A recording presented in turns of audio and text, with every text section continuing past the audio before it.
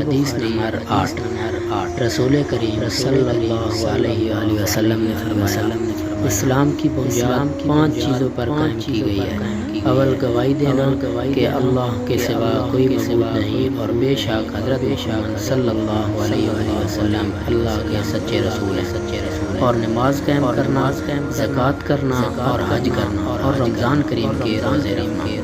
صحیح بخاری حدیث نمبر 9۔ آپ صلی اللہ علیہ وآلہ وسلم نے فرمایا کہ ایمان کی 60 سے کچھ اوپر شاخیں ہیں اور حیا شرم بھی ایمان کی ایک شاخ میں سے ہے۔ صحیح بخاری حدیث نمبر 10۔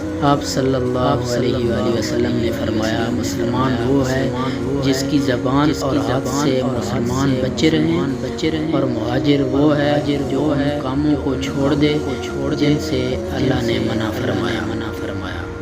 صحیح بخاری حدیث نمبر 11۔ لوگوں نے پوچھا یا رسول اللہ کون سا اسلام افضل ہے؟ تو نبی کریم صلی اللہ علیہ وآلہ وسلم نے فرمایا وہ جس کے ماننے والے مسلمانوں کی زبان اور ہاتھ سے سارے مسلمان سلامتی میں رہیں۔ صحیح بخاری حدیث نمبر۔ ایک دن ایک آدمی نے حضرت محمد صلی اللہ علیہ وآلہ وسلم سے پوچھا کہ کون سا اسلام بہتر ہے؟ فرمایا کہ تم کھانا کھلاؤ، جس کو پہچانو اس کو بھی اور جس کو نہ پہچانو اس کو بھی، الغرض سب کو سلام کرو۔ صحیح بخاری حدیث نمبر 13۔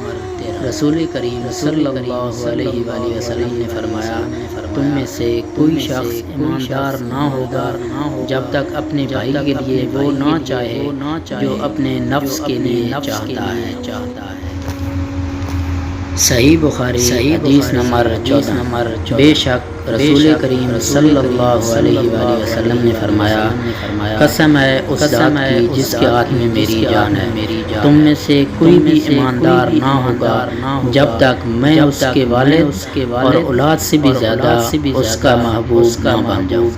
صحیح بخاری حدیث نمبر 15۔ حضرت محمد صلی اللہ علیہ وآلہ وسلم نے فرمایا تم میں سے کوئی شخص ایماندار نہ ہوگا جب تک اس کے والد اور اس کی اولاد اور تمام لوگوں سے زیادہ اس کے دل میں میری محبت نہ ہو جائے۔